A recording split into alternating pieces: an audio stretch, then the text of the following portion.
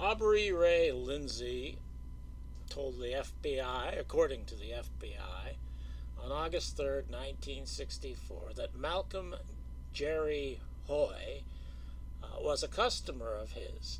Lindsay advised that on November 22nd, 1963, he had Hoy's car in his shop for repairs.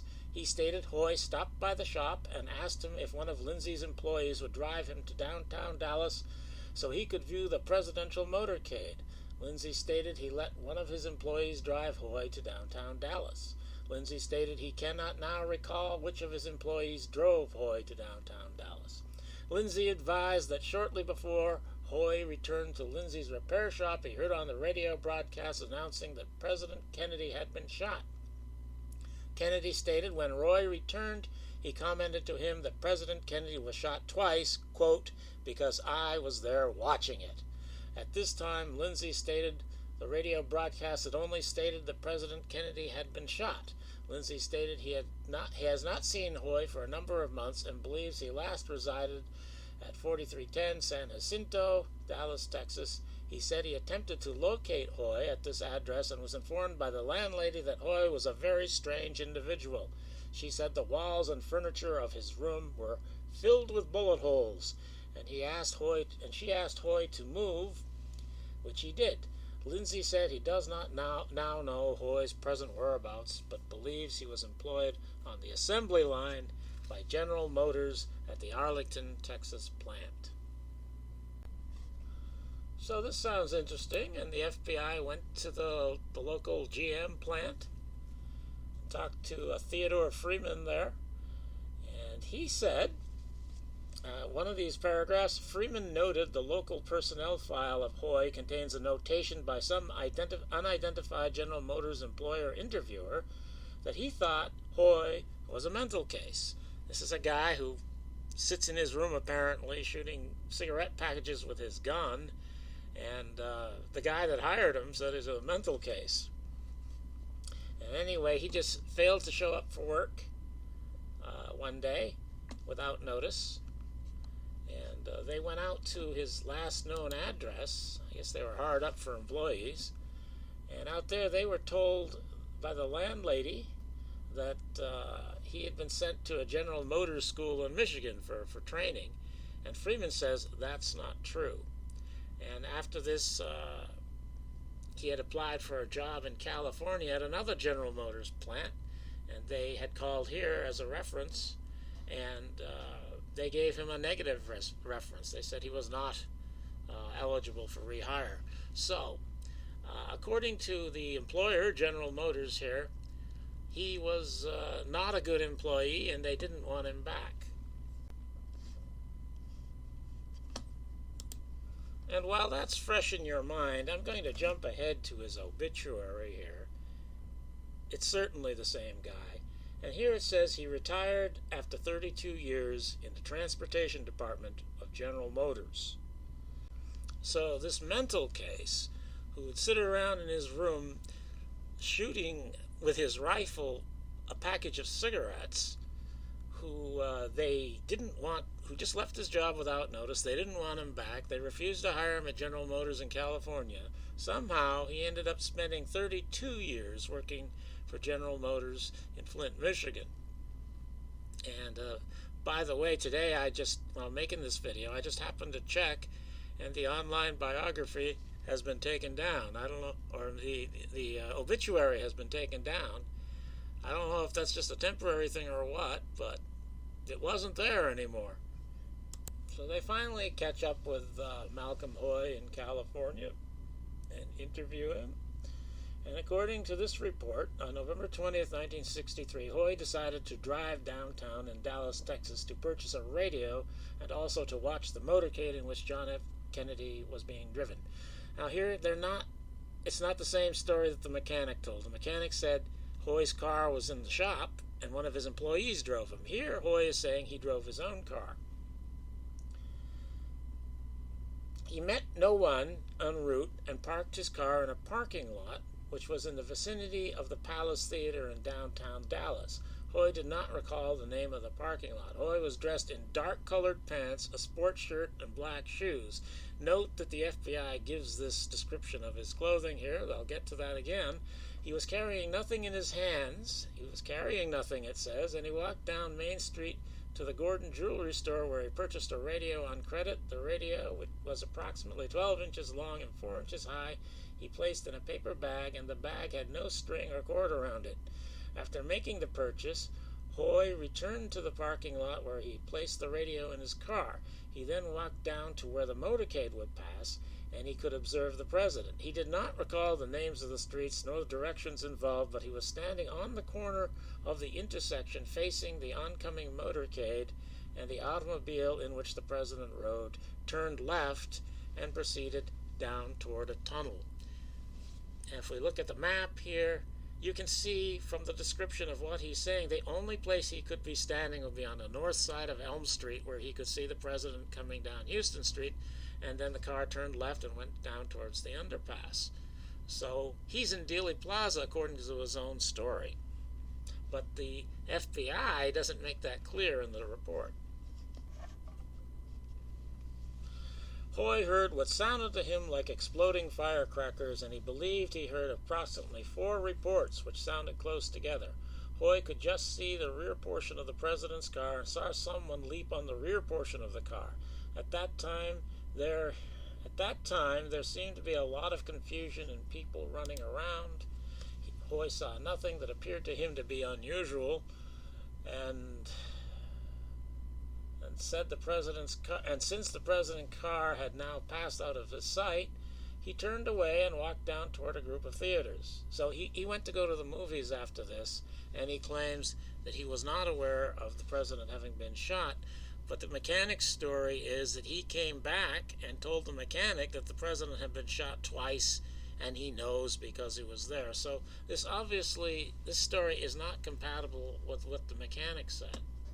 And yet the FBI just lets it slide and does not resolve these contradictions. Now, all these FBI documents I've gone over were, according to their dates, created in August of 1964. But this one comes from December 17th, 1963. The FBI interviewed John F. Dolan.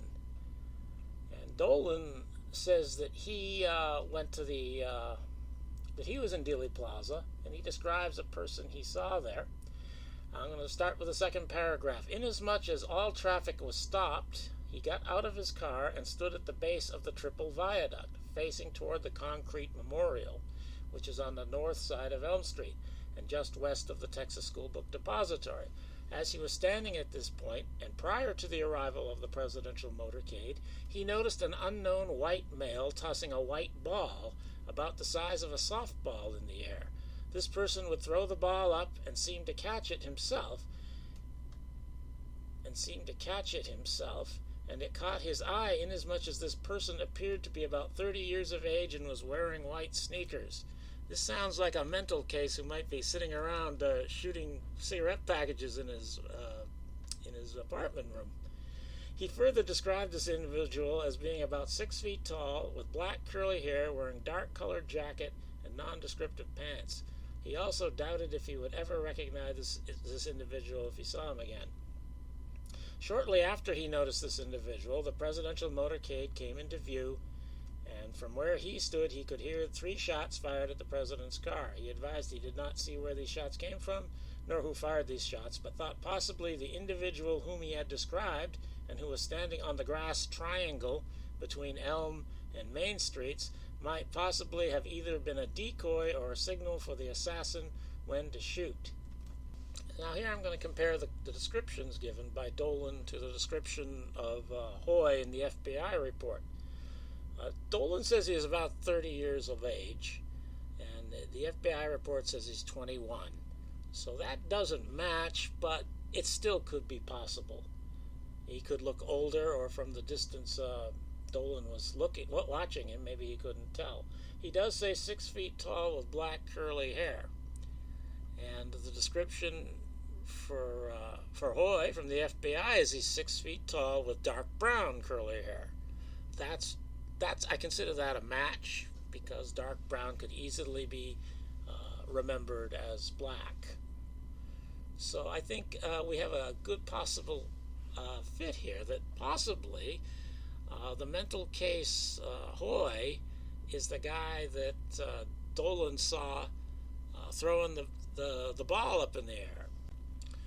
Now, where Dolan said he was standing is approximately the same place that, if I understand it right anyway, is approximately the same place that James Tague said he was standing. Now, we're told usually that this is James Tague I have circled here.